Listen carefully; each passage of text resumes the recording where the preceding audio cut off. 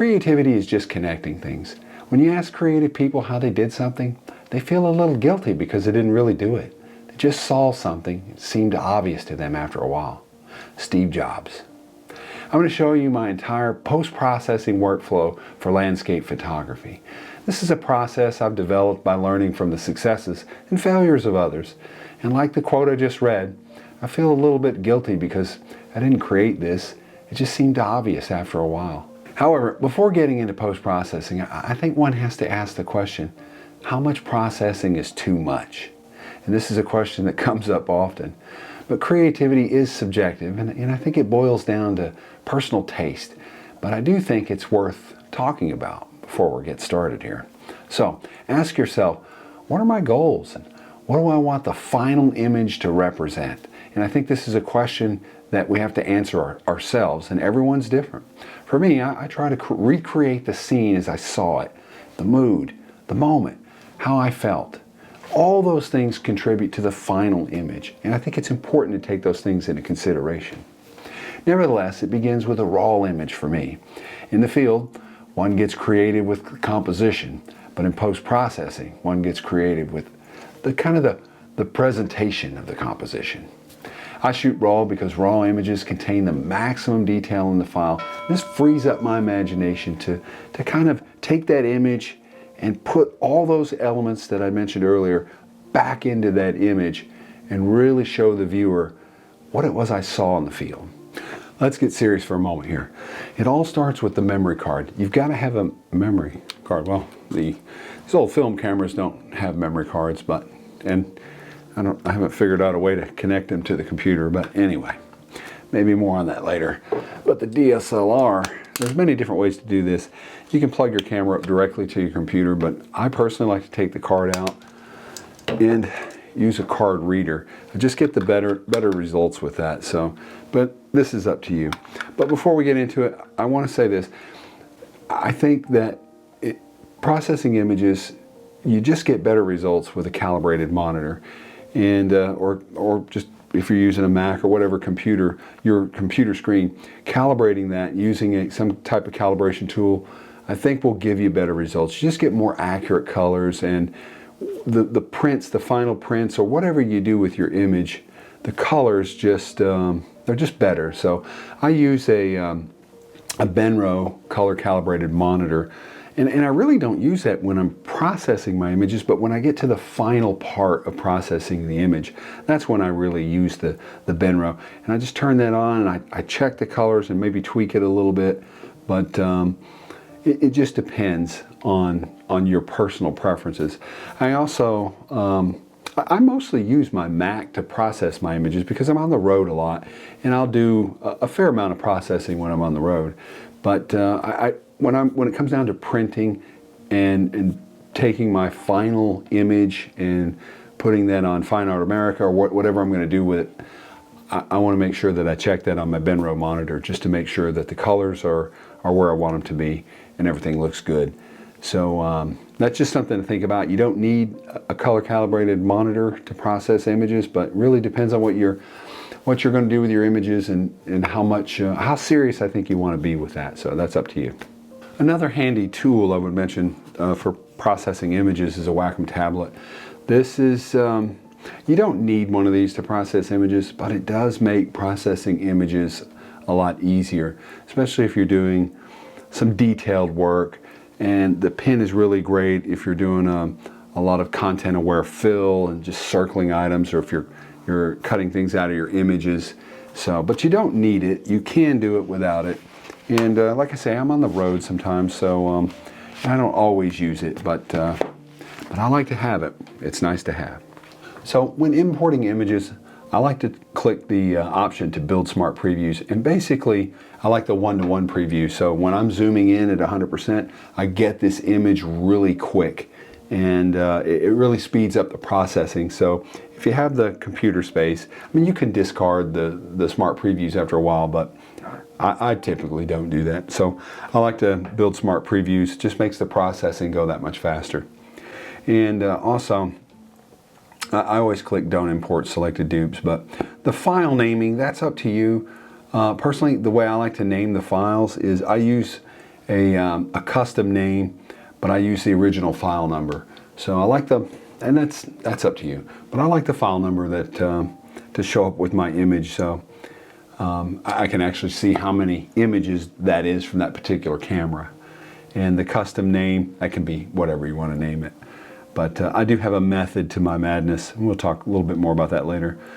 You can do other things. The keywording, so I don't put a lot of keywording in there initially, but I always keyword my images, and I think that's important. And keywording helps when you're trying to search for images or query certain images. Maybe you want to pull up all your sunrise images in a particular location. So I typically put where it was, what time of day it was it sunrise, sunset, or maybe afternoon image, waterfall, just some keywords that will allow me to quickly query those images. And then you can kind of see my structure here. So I put everything in what I call a Lightroom working folder.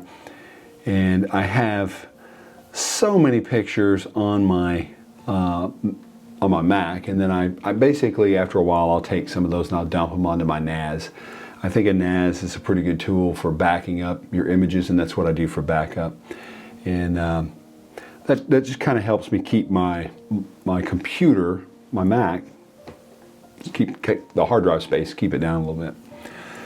But anyway, so my structure basically consists of a date and kind of a short caption of what the image is about, or what the images were about. Maybe even the location, so Bryce Canyon, Zion, and so forth, Broken Bow. But pretty easy if you put a date on there, so you could have multiple Grapevine Lakes, but different dates. But that's up to you how you want to do that. All right, let's get out of here. And let's kind of explore Lightroom just a little bit. And basically, if you're not overly familiar with Lightroom, there's really two modules here that you really should concern yourself with. One is the library and one is the development module.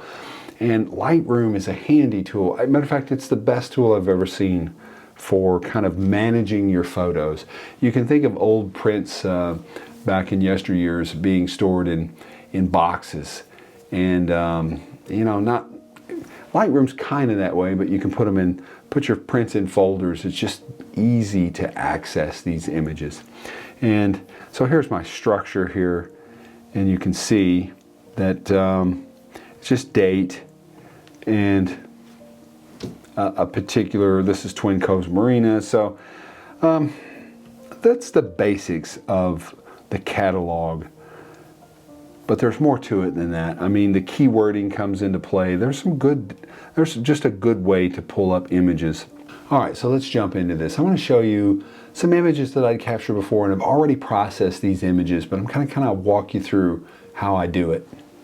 So this is Eagle Mountain Lake, little marina. Matter of fact, I'll leave a link to this video where I shot this image, and you can check out that one. But in short, I'm going to take the flags off here and just turn off the filters. So after I import everything, it's going to come into my film strip down here. And what I typically do is I'll begin the process of kind of scanning and searching through the images, and maybe I'll click on the first one. Yeah, that was an accident. Okay, here's the second one. And then I'll just kind of briefly scan over them.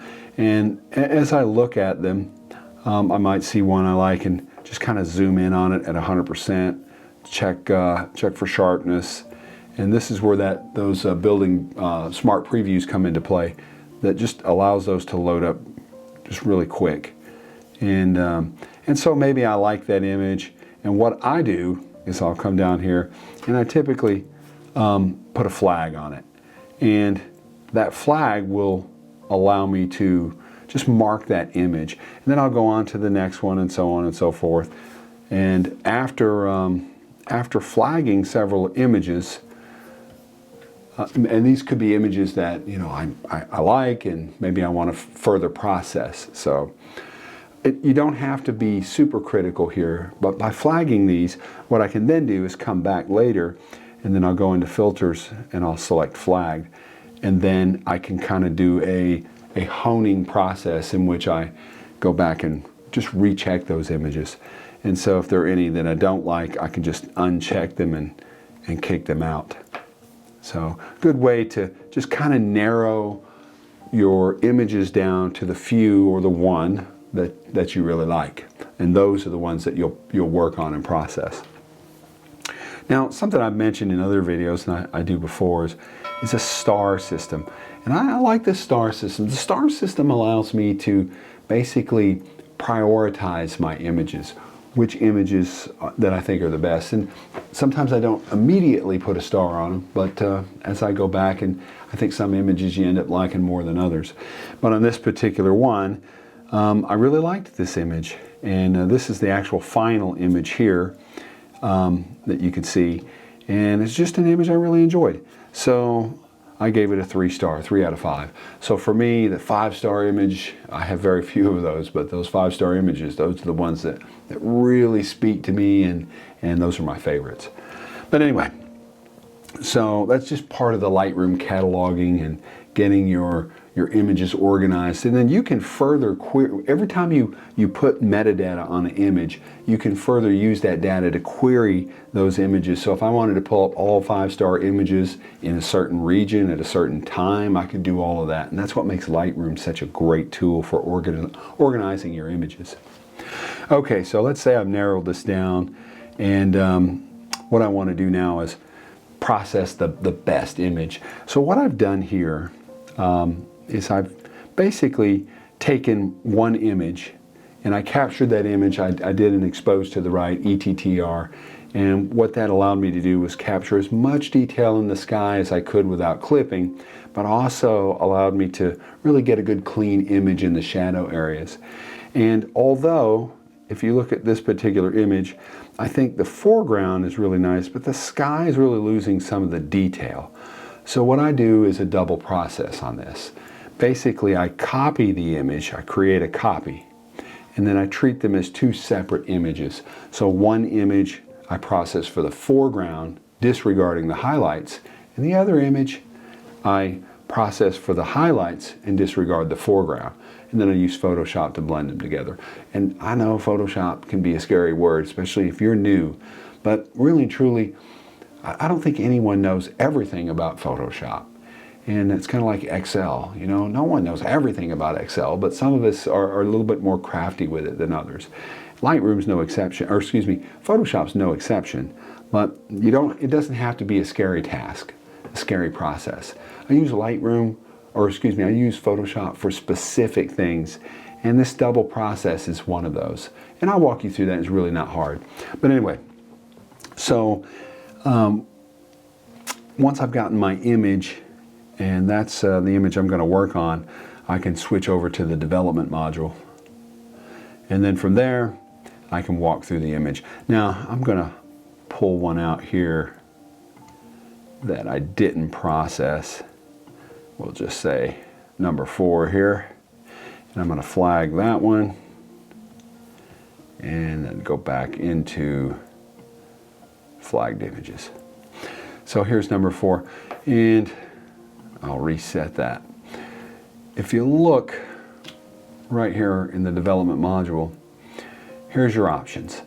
And the way I work this is kind of straight through, so from top to bottom, but there's different ways to do this, and I realize that there's no one way that's perfect. You can ask 40 different photographers and you're going to get 40 different answers on how to do this. But like I mentioned earlier, you know, it's a process that I've learned through the successes and failures of others, and just kind of learning. And like you, watching YouTube videos is a good source too. But anyway, so I'm just going to walk you through quickly how I do this. I typically prefer Adobe, either standard or Adobe landscape, and I typically will click that first. I just like that color profile, and you can create different profiles.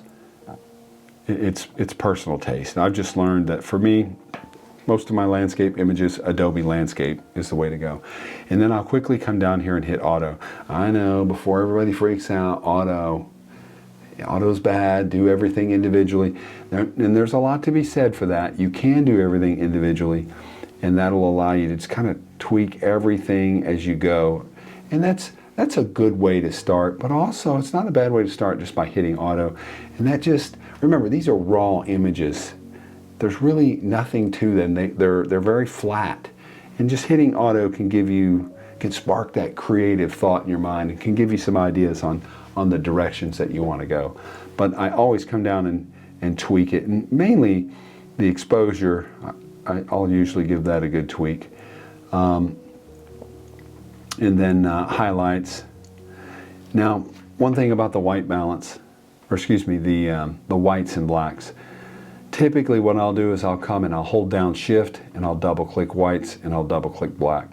And what that does is that sets the set point about where I'm really going to want it. And you can hold down option and kind of move the slider. You can see the whites here's the blown out part. But you can do this manually and just bring that slider back in till you get rid of all the white clipping. And I might bring that in a little bit more and get a little bit more of that sky. And then the blacks, you can do the same thing. And you can slide this slider around, holding option down till you just see the blacks coming in. And that's usually a good black point there.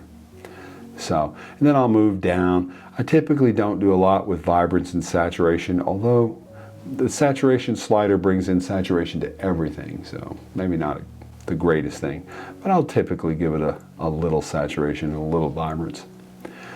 And then as I move down the module,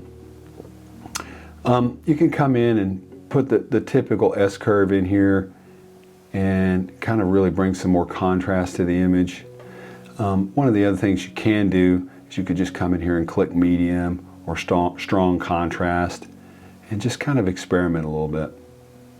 And man, that's looking pretty good to me. Now you can come down and you can work the individual colors just by kind of clicking and then moving your sliders around, or you can actually use your mouse or trackpad to enhance that color. And the highlights, this kind of color grading here is pretty good for highlights. It'll really help you bring in the highlights. I do like this slider. It's pretty nice, and you can kind of click that eye and turn it on and off and kind of see what you've done there. But it does affect the whole image. Really nice for kind of some of the highlights and some of the areas here in the foreground where the highlights are shown as well. Now, remember, how much is too much?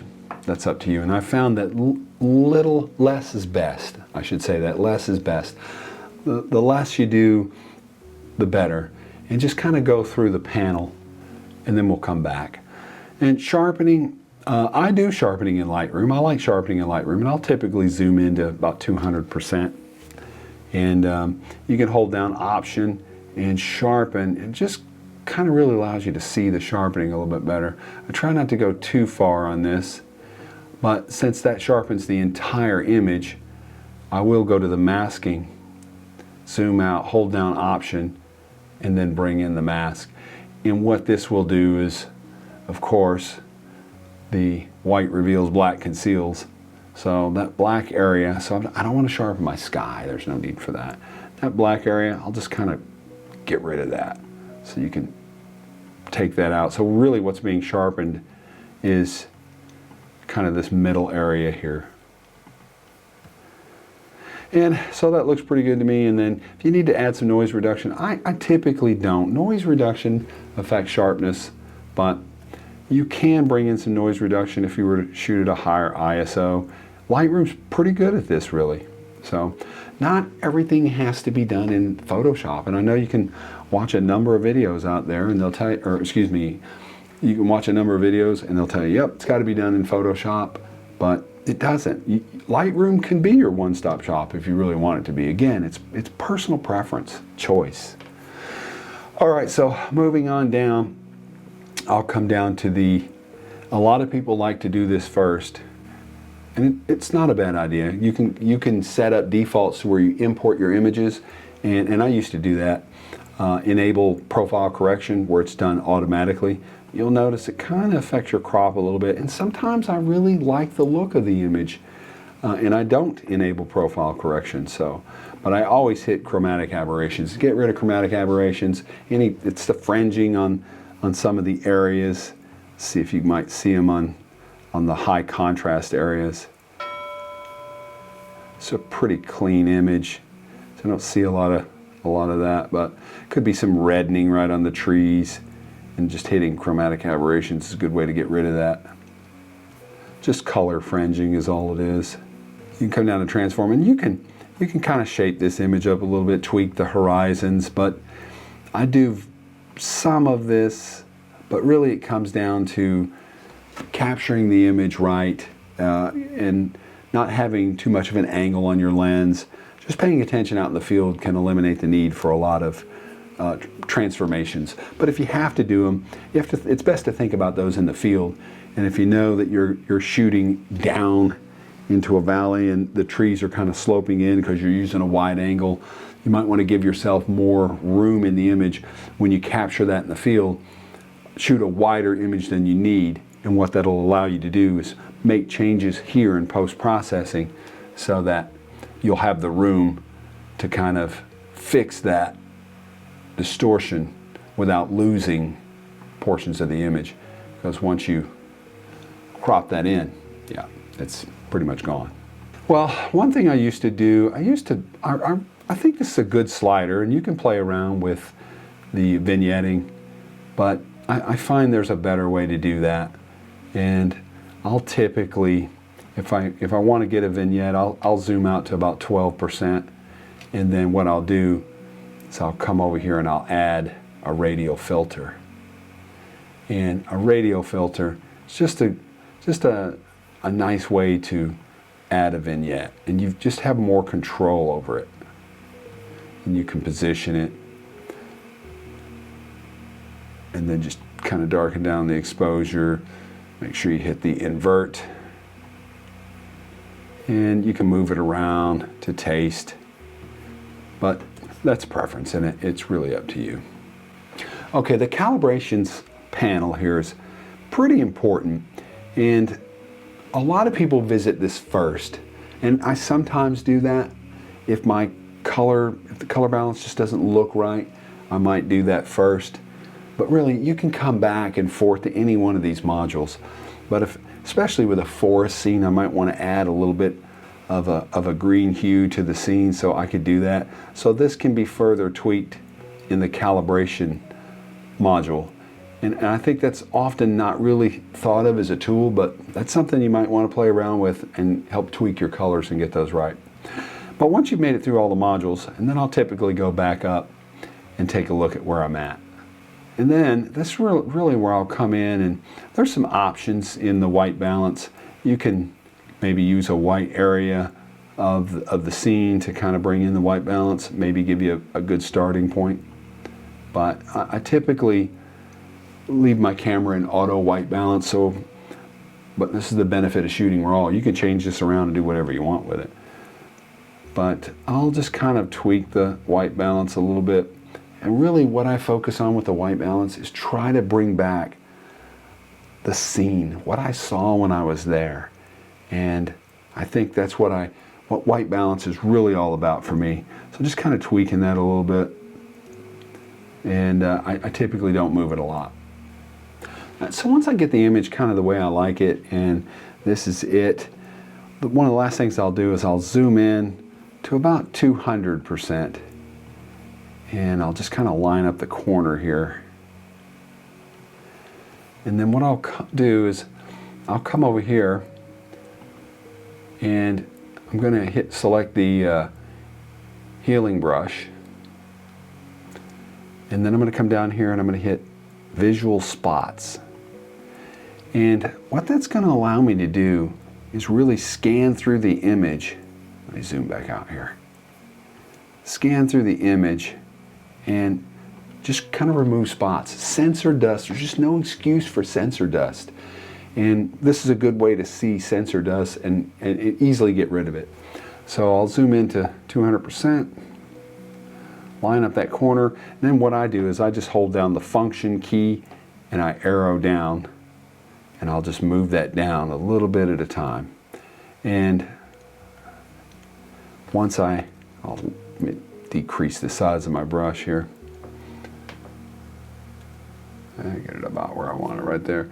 So I find some sensor dust and I can just click on it and get rid of that.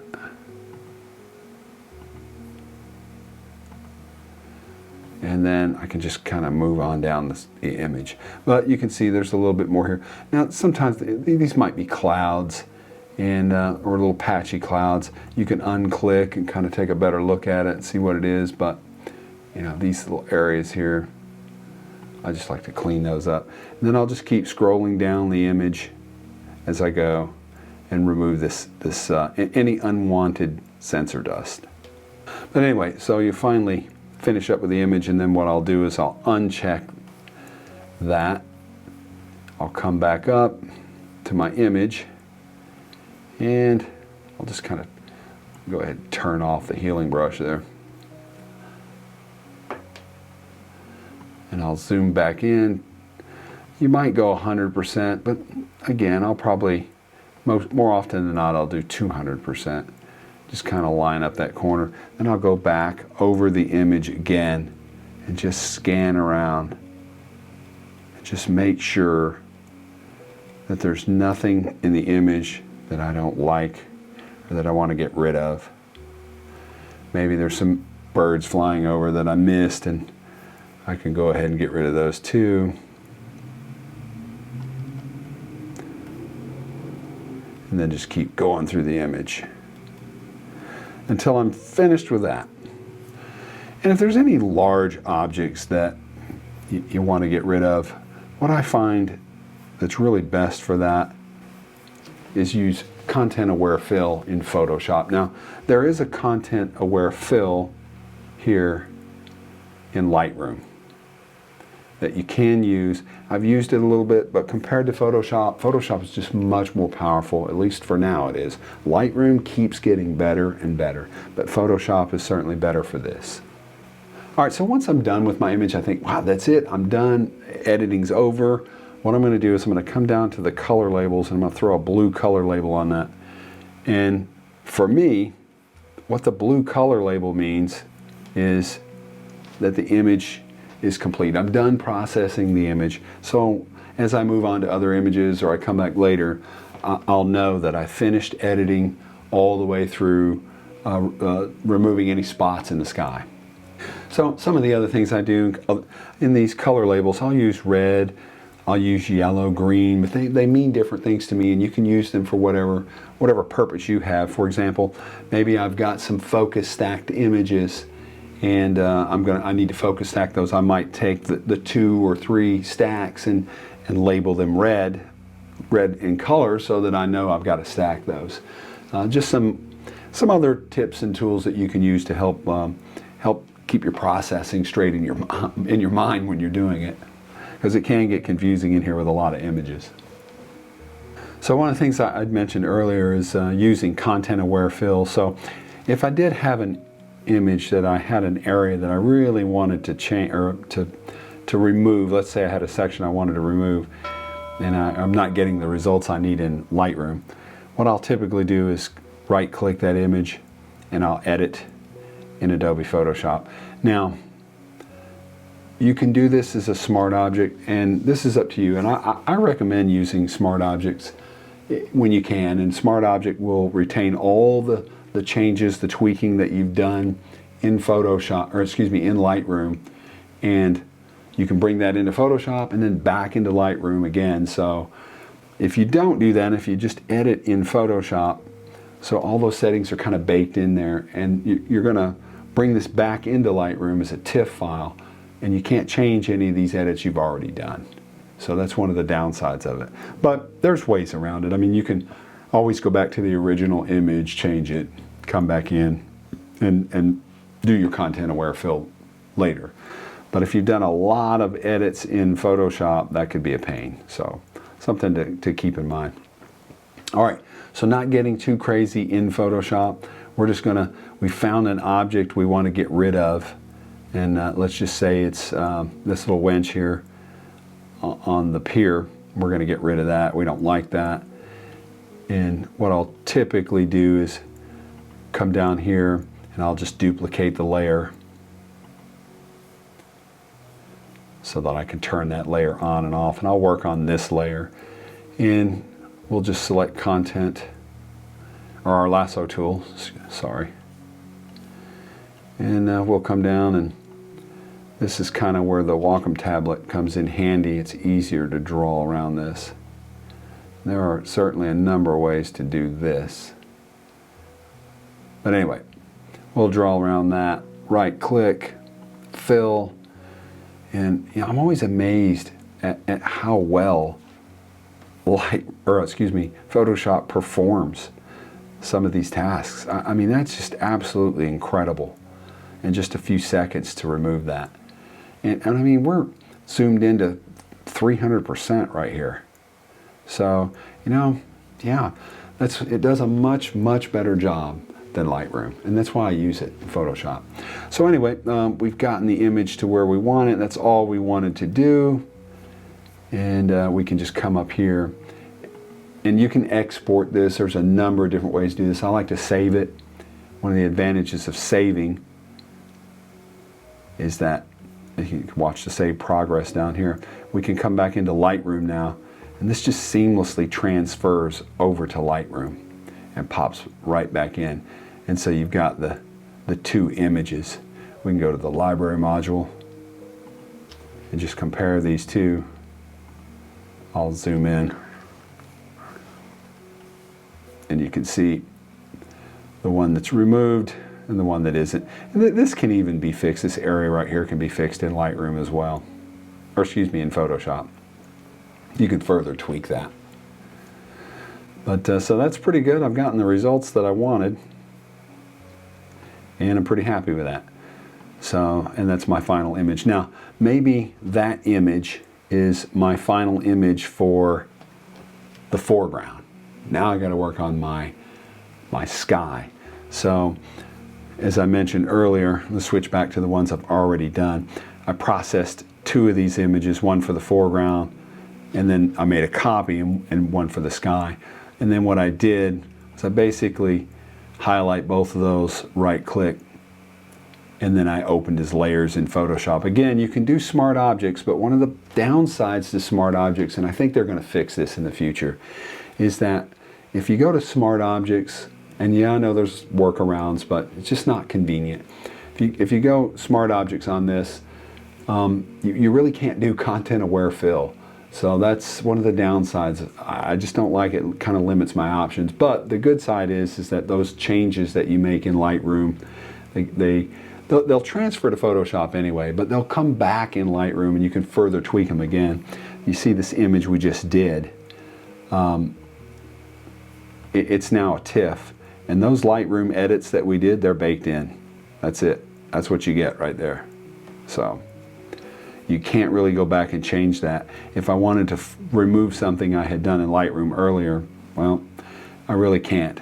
I'd have to go back to the original file and then work it. Now you can go back into Photoshop with this image, edit back into Photoshop, and you can edit the original or copy, or you can edit a copy with Lightroom adjustments. So there's some options there. And I find just playing around with that and going back and forth a little bit, you get the hang of it. It's not really that difficult. It's pretty straightforward. But anyway, on these images here, basically I had processed one for the foreground and one for the highlights, and then just by kind of right clicking these and editing in Photoshop as layers. That's probably the two biggest things that I do in Lightroom is content aware fill and then exposure blending. Exposure blending is pretty important. I like as much detail in the sky as I can possibly get. And I think there's either two ways of doing that. Either you're doing multiple exposures and blending those in Photoshop, kind of the HDR method. In Photoshop, Lightroom does a pretty good job, but Photoshop does a better job. That's my personal opinion. So I'll take a look at these and find my sky, whether that's on the top or the bottom. And you can kind of double click this and rename them. But this image right here is my foreground, so I could double click that and call that foreground. And then here's my sky, and you could just name that sky, however you want to do that. And just by leaving the foreground on top, what I'm going to do is switch the sky, put the sky on top. Alright, so now that I've got my sky on top, what I want to go ahead and do is I'm going to hold down Option and hit Mask on Lumenzia. And you can hit Mask down here too if you don't have Lumenzia, but by putting a mask on there, then I can take my brush and just brush in the sky. But before I do that, I use Lumenzia to kind of find the bright areas, and I'm going to, basically what it does is it just allows me to kind of get rid of the black areas here are not going to be brought in, and just the white areas are. So if that's what I like, I'll go ahead and hit Select. And once that's selected, basically what Lumenzia is going to allow me to do is brush in that sky without brushing in everything else. So it just provides a nice convenient mask. You can kind of see right here how the mask is and how that works. So I'll just brush that in until I'm happy with that. That looks pretty good.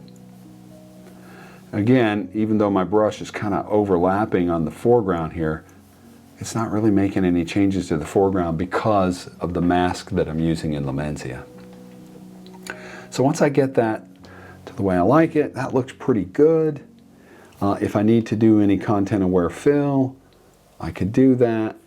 But since that's looking pretty good the way I want it, I'll just go ahead and hit File and Save. And then that's it. And this image will pop right back into Lightroom. And here's the final product that I was happy with. So I got my great sky. I've got as much detail in the sky as I could get. And I've got a pretty good looking foreground. And overall, I'm pretty happy with this image. And it's in Lightroom. And I could go back and edit this again if I wanted to go back and edit in Photoshop. And further tweak that if I so desired. So, and then I'll go ahead and give this a color code of blue, meaning that I'm done with the edit. Final image is ready to go to the next step, wherever that is. And maybe I'll throw a star on there, and I did on this one. It's a 3-star image. I really like this image. Well, so waiting 24 hours gives you a good chance to tell whether that image has been over-processed. And if you wait that out, you come back, you revisit the image, and you're like, oh, wow, what was I thinking? You can fix it then before it's printed or sent out on the internet or whatever you're going to do with your image. Well, we've covered quite a bit, but there's a lot more to cover, and there's a lot of YouTube videos out there that go into great details on many aspects of the things that we've talked about and covered. My real focus here was to kind of show you that, you know, Lightroom's a pretty simple process. I mean, really and truly, even editing images in Photoshop is a pretty simple process. And I hope I was able to give you some good tips and ideas that might benefit you in the future. Anyway, I'm going to go ahead and end the video, but hey, if you like the video, make sure you hit that like button and consider subscribing to the channel. And if you do subscribe, hit that bell icon there so you're notified of any future videos that I post. And maybe drop me a comment. Let me know what you thought. And as always, if I don't see you down the road, maybe I'll see you on the trail.